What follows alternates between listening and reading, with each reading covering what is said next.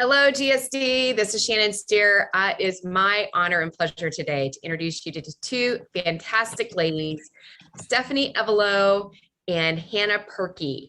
And so, what I want to talk about today is Stephanie's evolution in her real estate career and how she has transformed her team and brought in Hannah and what's all happened. So, Stephanie, let's start with you. Tell us a little bit about your career, if it can be a little bit, because I don't think it can. However, Sure. tell us about your career and your evolution. Sure. So, so I got licensed in 1992, the month out of college. So went straight into real estate, worked for another husband and wife team for 3 years doing their marketing and advertising, and then jumped out, leap of faith in 1998. Then started our own Remax franchise, another franchise in 2002 through 2007, and then came to Keller Williams in 2007. And started totally actually rebuilding our business, basically, right? Kind of breaking all the systems and changing and rearranging and putting all systems back into place per the Red Book and such. And then that's it. Started really building my team. And always before had a smaller team, but really I could only manage and only wanted to manage a team that got to had about six people. When I got more than about 6 or 7, it just started getting a little bit of chaos and well, not a little, a lot, a lot of chaos, right? And so I started building the team in 1998, and then in 2007 came to KW, started building a team. At one point had like 9 people. I thought I was probably going to go crazy at that point, trying to, list, sell, market, wear the hat of CEO, working with buyers, sellers, hiring, firing, P&Ls, all the financial, wearing every single hat, while raising 3 boys, right? So all during that time, also had 3 children. So so it's been a fun ride, a fun journey. And about 5 to 6 years ago, I was coaching with an amazing coach, and I was crying almost every single week because I wanted to get out of the business. So I was just absolutely burnt, spent, wearing too many hats, raising 3 kids and all the business, and at that time our team was doing, right around like 30 to 35 or so million. Well, at one point we got up to like 39 million. Then we started going down for a couple of years right before Hannah joined us. So yes, and then God just dropped Hannah in our lap about little over 5 years ago, and life has changed tremendously since. Because literally right before Hannah, I was truly ready to get out of the business, and joked but serious. I said I was going to go get a job at Walmart and be a Walmart greeter, so I didn't have to think about anything. I didn't have to do anything. I could just smile and have no responsibility, just greeting people and handing them a cart. That's what I wanted to do. So that's it. How did you know that Hannah was the right person? So it's God's always been involved in all of this, and really it's because people are always like, how did you find Hannah? Ironically, she and her husband are a past client, and we had sold them a house, but I had never met Hannah or Terrence, and so we sent out an email that we were looking to hire, and her husband responded, and they had their own business. They're total young guns and already had their own business going and all. And he replied and was interested in looking into real estate. And so he got into real estate with us. And in the first like 30, 60 days, he was just rock star. And we kept saying, oh my gosh, like you're amazing. This is awesome. You're doing such a great job. And he was like, oh, if you think I'm good, you need to meet my wife. So that's what he said. And literally 60 days in or so, we had dinner, and she was amazing. But she wasn't looking to make a move, and we weren't looking to hire. I was wearing all the hats, of course. And yet he said, you need to hire my wife. And I said, we can't afford her. I know we can't afford her because she's making so much money and she's doing such amazing stuff. And she was, how old were you? 27, 8? Not even, I don't know. No, like probably 28 or 29. Yeah. I'm like, I don't know. Right. I don't count it anymore. right? Young. And that's it. I said, I don't think we can afford her. I mean, I knew we had never paid anyone anywhere near what she was making. And Gary Keller always says, talent will find a way. So Hannah came to us with what she proposed of how she could get compensated and how we could make a win-win. So it's been amazing journey. And I think one of the things from that dinner that we share, there were lots of interviews following that, but as we said at dinner, I was very pregnant at the time with my first child. And even though I enjoyed my job, I was working a ton, traveling a ton. And that's where I think Terrence had encouraged me to talk to Steph and Derek. And Steph and I shared, we both were really concerned about being good moms. And what we could see through the conversation is that we each had something that would help the other person fulfill that personal goal. And that the business that already existed could come together to help that. And that's been, I think, the success story for the last 5 years. And as we've both been able to pour into that personal piece that has to be fed before the business piece, which makes the business piece typically roll into where it needs to be then. So I love that because I'm a mom. I'm an older mom than you guys, maybe older kids and older. And that has to be in alignment, right? Like that has to be in alignment for a team to really like jive. So Hannah, tell us, like, when you took over the role, what was the description of the role and what happened? What'd you do? Yeah, so no formal description. It was just like, hey, can you take over the business? To jump back a little bit, I was running a business for an entrepreneur in corporate. And so I wasn't completely foreign to the idea of like all the different pieces that someone could manage for an owner for them to be disconnected from the day to day. And so I remember showing up on my first day and there was like no computer, no desk. And I was like, all right, let's figure this out. So, ordered my computer, that was first step, and designated desk. But I think from there, it was lots of discussions with Steph about what she wanted to see happen. It was getting information from the team members that existed about what they valued with the existence of the team, like what was working, because I didn't want to just focus on the negative, but then how did I earn their trust to work through the negative? I did lots of one-on-one lunches and that touchy-feely stuff that's not normal. My team members can tell you I'm more of like the spreadsheet girl, but at that beginning part, it was like getting the buy-in for who's this person that's coming in that's going to change a lot of stuff. What is your disc? I'm a DC. My D has greatly increased since being on the team, and Steph and I talked about that a little bit with probably age and stage. I was working for a man before who's a little bit older, and so that D, I think, has been able to rise in the role that I'm in now. Yeah. And I think that's what was so interesting, because even in initial interview, she didn't scale out the high D initially on her disc, but I think back then, because of the role that she was in, it was almost like she was suppressing it a little bit. And so, but just in the conversation and all that she was doing, I'm like, she's super driver, right? But it wasn't showing up on the scale. So I think, I use the disc every time for all of our interviews, but I think just being cautious about what shows up in front of you, right, may be different than what's showing up on paper. So. Well, and age probably played a different, a factor here too, because until you're about 30, 32, your behavior is not really set. So that would make a lot of sense. Yeah. So what's happened to the results since you've been around? So size-wise, we've doubled in production, and Steph and I have talked about this. We could have grown quicker, but I think we've tried to balance that with our personal lives as well. And that's a hard thing because we're both so driven, but so we've doubled.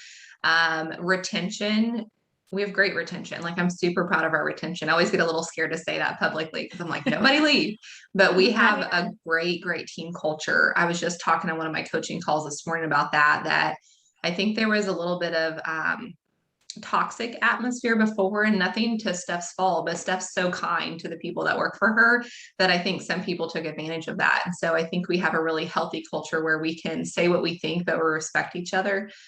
We have agents that have been on our team. What are we at? 8 years for two of them? 8 and 9. They're getting ready to pass 9 years. And one that's coming up on year 6. So we have 3 agents over 5 years, and then a few more coming up on, year 3 and 4. So we have a lot of value there. Systems and processes, like, I feel like the quality of what we deliver is very good. Like, what we promise is what our clients are getting. And then we have a great ops team. So we have a little bit different model. We have quite a few part-time people that fill our ops needs. but they have a great team environment in themselves. So there's the salespeople and the ops people, and two really good groups that I love and consider to be like my second family. Yeah. And when Hannah first came on, I think, like I said, we were probably at like maybe 5 or 6 or so, 6 maybe as a team. And how many are on the team today? We're at like. So we have 12 agents and then 7 people that sit in ops roles. But like I said, most of them are part-time. Okay. And then the other piece that's changed, even though we have 12 agents, we've been moving Derek and Steph out of production. So they're about 10% of our production this year combined, like 10%. Right. And when she started, we were like 90% of the production. So that's it. Like in 5 years, taking it from 90% to completely shifting opposite roles. So yeah. yeah, And I think that's very exciting for me. Yeah. And I think what the work has been is to add on my compensation, but still try and maintain the same compensation for the owners, right? That's a big part of my role, is to make sure I run us very efficiently. And obviously moving your rainmakers out of production, it impacts that net. And so that's been our ongoing opportunity to work through, and what we're very focused on from a budget standpoint. What are some of the standards that you have for your agents? And what I mean by that is production standards and or specific things that you expect them to attend. Like, how do you handle that? Yeah. So we're really clear on our 90-day training now for new agents. So that's very focused around lead gen and teaching them how to lead gen.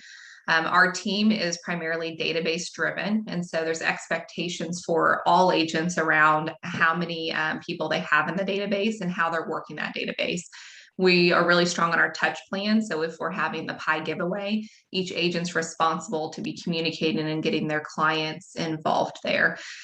We have expectations around how they communicate with leads. So we do a lot with agent referrals, and there's reporting things that are handled that way.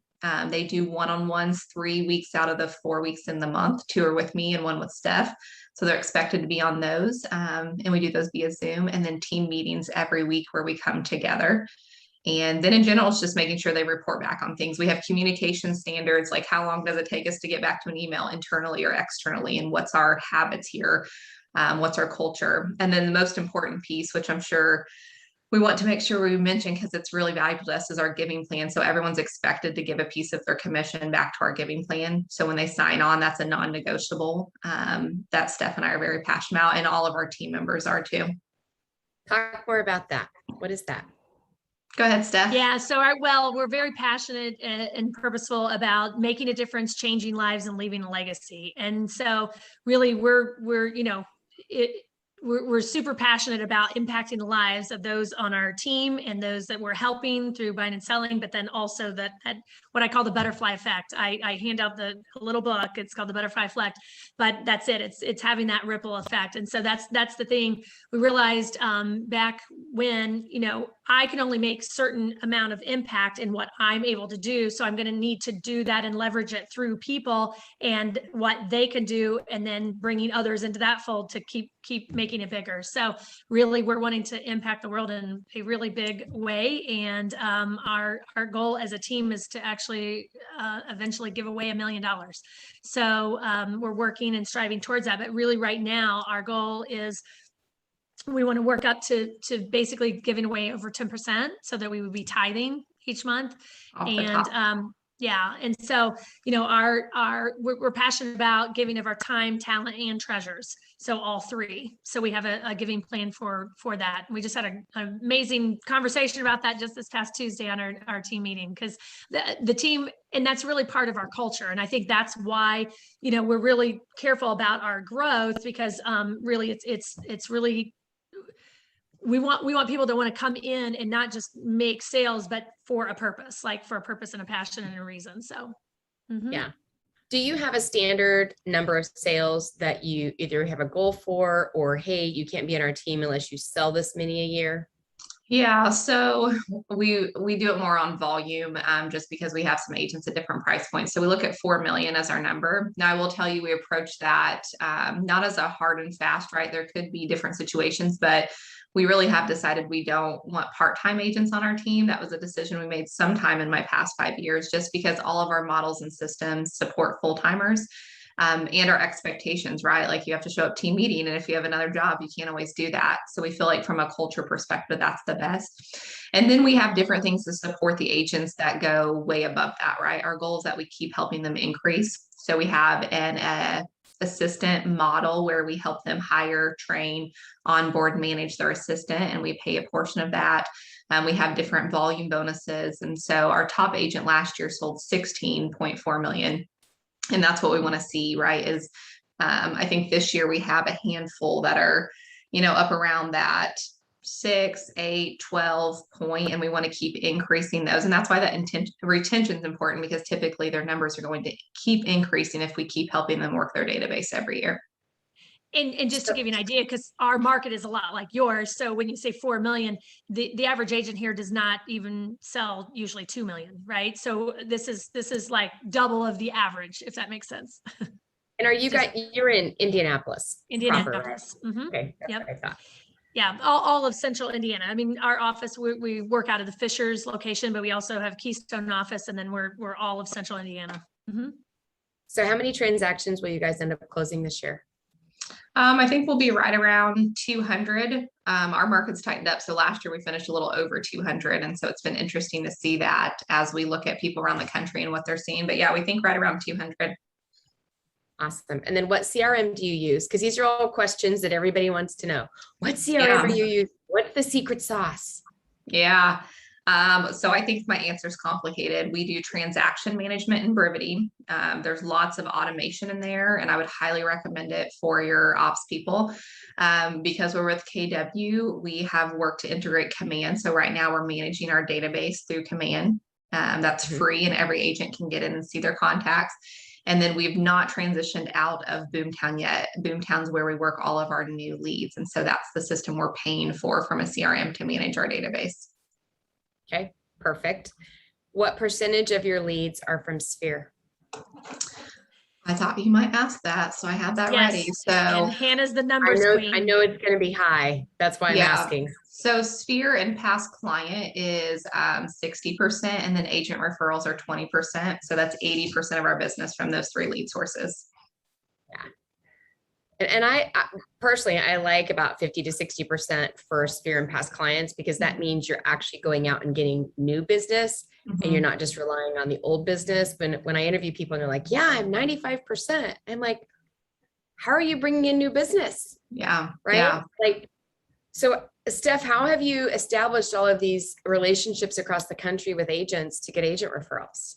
Well, that's because I've been in the business for a long, long time, and I usually attend any and every training opportunity I can, right? I'm a super, super avid learner, right? If you're not growing, you're dying. And so I'm out there networking with agents, and have been for 25 years now, but really just having intentional conversations. So when I see or hear people speaking on stage, I want to go and connect with them and make sure that I'm connecting with them beyond just that sitting in the audience listening, and really having that having established those relationships through when we were with a different franchise and now, and all in between. And that's it. I don't limit to just my one brokerage either. Right. So I'm attending lots of different, networking opportunities and training opportunities nationwide all the time.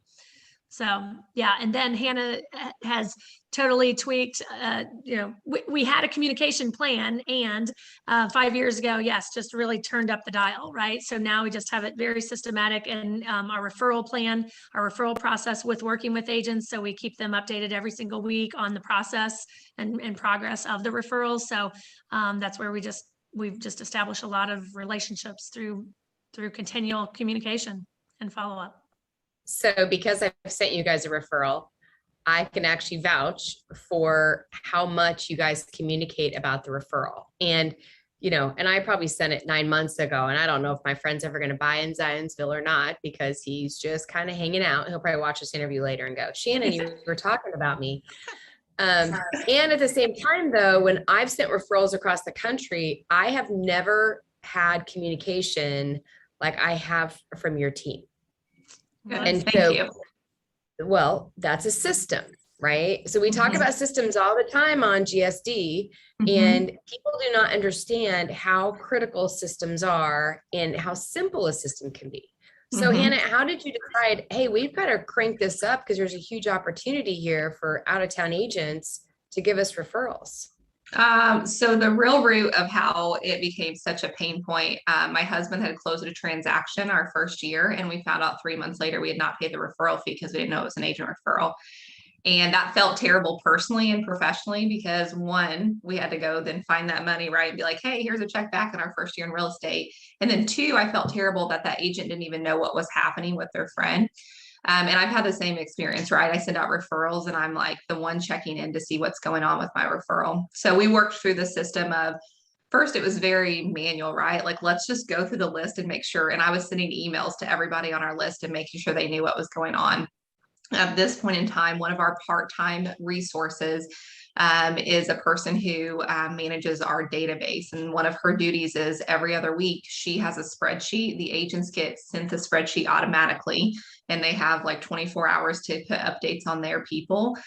So that she's not having to go back and reference from a database or anything. And so she then has all the information to give updates. She also manages all the paperwork. So she has her checklist. She's the high C. So she's making sure we don't miss a step.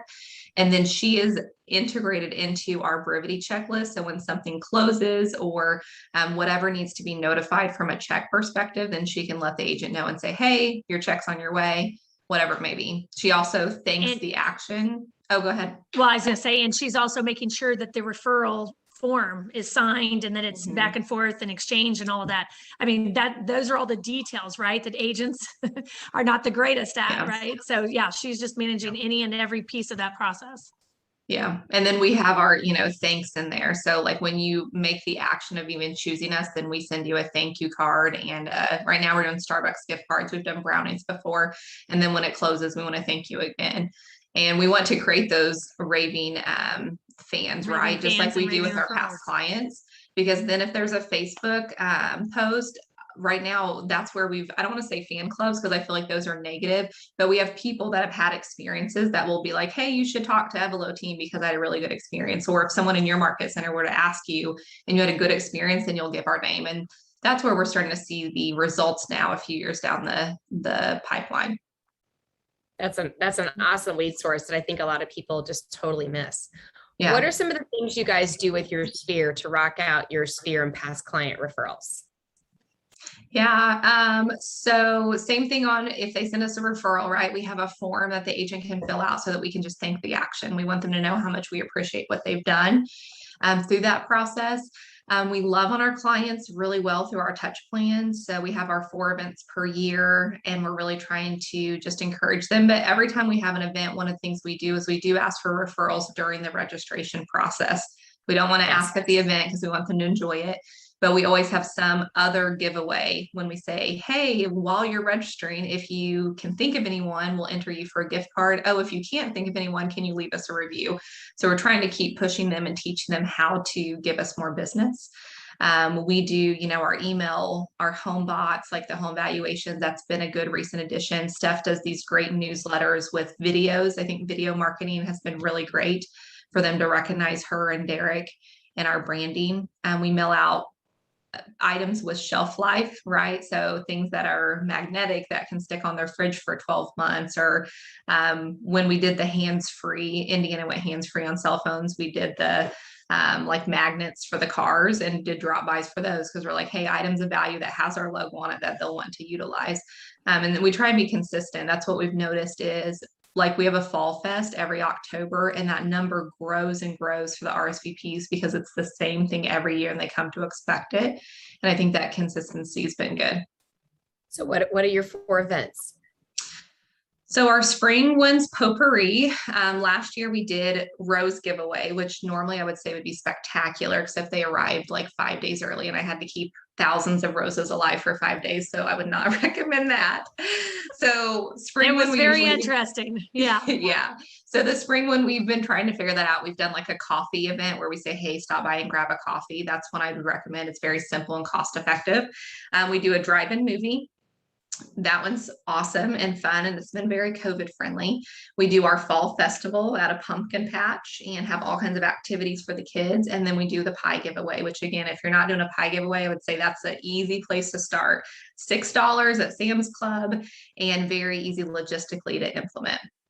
And ironically, our pie giveaway, we used to do it where we would do it in either a new construction model home or at our office or different things. What we found very interesting, even the year before COVID. So then when COVID hit, of course, it required us to go completely digital. And people love to just drive up. So it's literally a drive-by pick up their pie day. But people love that. But what's interesting is that the people then that just want to come get the pie and you just exchange a few simple words when they're there at the car, we're wearing their masks and so we're socially distanced. And so people are comfortable with that. They're just coming and going. But because we do it out in our parking lot at our office, people are pulling over, they're parking, they're coming out. We usually have a tent set up to where we have hot chocolate and some goodies so that they can stick around if they want to, but they don't have to. Because then what we find is that the people that just want to come and go, right? Those high Ds, they're just going to come and go, but you at least made an exchange.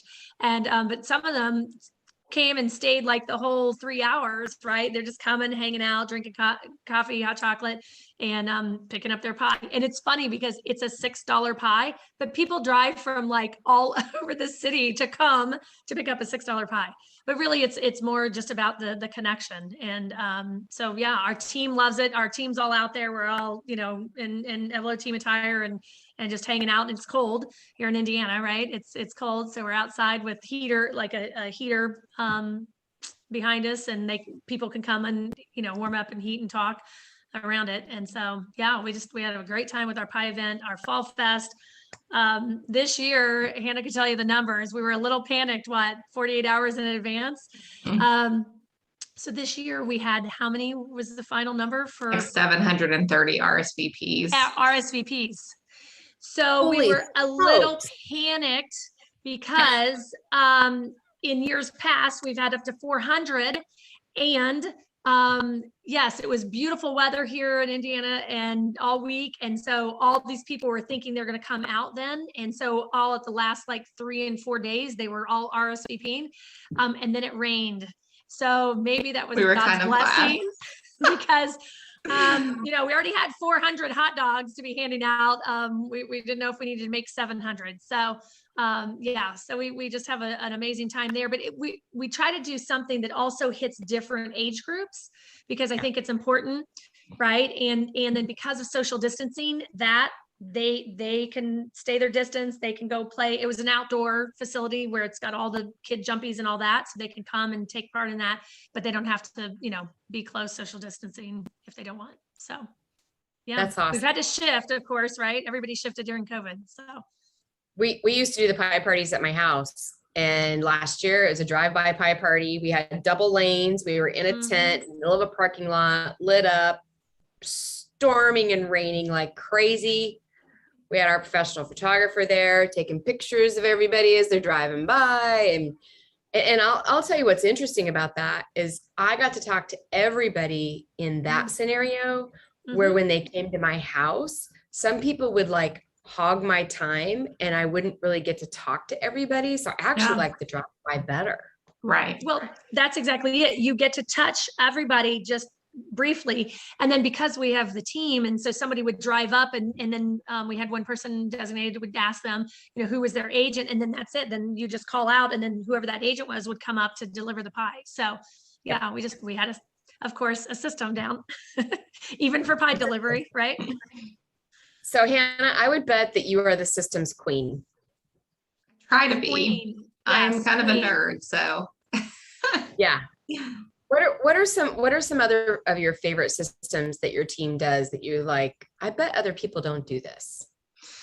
Oh, that's a great question. So I think holding our money accountable. The other day, I love spreadsheets. So I was running a spreadsheet on like, what's our ROI on all of these different lead sources. And I coach a handful of people. And when I ask that question, most people don't know that answer. And that's been, really important for us to say, okay, when do we turn this off or turn it on? When we have events, we didn't talk about this in detail, but we have a touch plan for the agents where we create a chart for them. And we say, here's the touches the red ones are you, the white ones are us, and you need to make sure you do. So they know, and they're scheduled exactly as to when they send a text. We give them the text template to send out. We do like a slight broadcast voicemail drop from Steph. So all that's systematic, and we do that for each event. It's like a somewhere between 8 and 10 touch plan for each event. And I think that helps to say, okay, everyone's getting touched multiple times.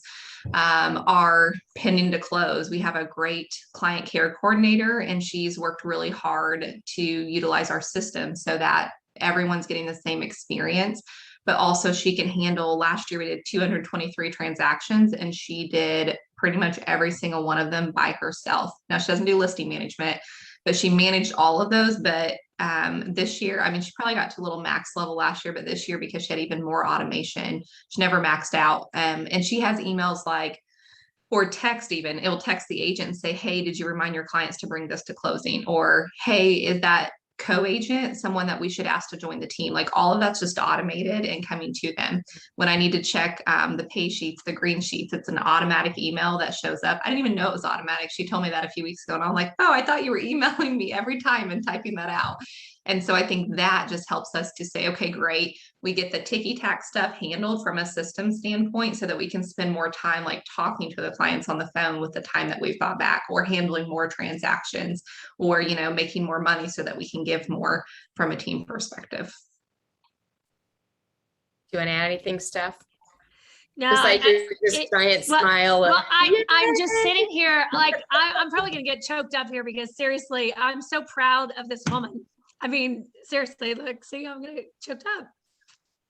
I'm so proud of her, and I'm so thankful and blessed, right? Like we are just so thankful and blessed because I'm going to do a shout out to Seth and Alice Daly. Seth recommended the Rocket Fuel book 5 or 6 years ago. Well, I guess it would have been 6 years ago because Hannah's here 5 years. And that's it. Reading that Rocket Fuel book, that's exactly what I was needing. I'm the visionary, and she is 100% the implementer. And we needed, that's exactly what I have been needing for all these years. I mean, I have been doing this business, and we've done it at a high level for many, many years. And I was wearing her hat. I was wearing that hat of everything that she's doing, but that is not my gift, right? I am not the Excel spreadsheet queen, and I am not the numbers person, but I was the one doing it, and it was painful for me and for the team, I think, right? So yeah, I'm just so super proud of Hannah, that all that she's done and all that she is. And not only is she an amazing, you know, CEO, we immediately promoted her up, after 3 years, I think, or so. She came in as EA and operations director. And then we said, yeah, here, I want to hand her the baton. And that's just, it's been amazing. It's been a And then you're like, really right. And I'm going to go work at Walmart. No, just kidding. Yeah, no, it's really freed up, because what's so beautiful about it is when she first came on, she was just brand new mom and little bitty baby, which, you know, in that initial year usually just lays and sleeps a lot, right? So there's not a lot of commotion.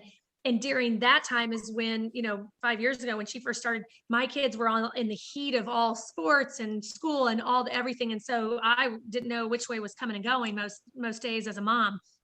And so now that her time is getting a little bit more busy right now, because yours are what, 5 and 2. 5 and 2. Yeah. And so her life's getting a little bit busier, right? And a little bit more crazy with school and drop off and pick up and things like that. Mine is actually slowed down. Now I've got one in college. And so it's really just been a beautiful match that, you know, couldn't have been better, better and more handpicked from God. So yeah, it's been a beautiful Any thing. parting thoughts to a rainmaker who may be considering possibly starting to move out of the role that they're just really frustrated in because they're not hardwired for that role? Yeah, well, that book, the Rocket Fuel book, right? Because that was just such a aha for me. And then that's exactly what I was seeking. Like every single coaching call was, you know, talking through, okay, looking at finding that person. What does that person need to look like and be? And it's kind of funny because, you know, we were putting all that together, and I was putting that out there and putting that together, but I couldn't even have hand selected someone better, right? Than Hannah.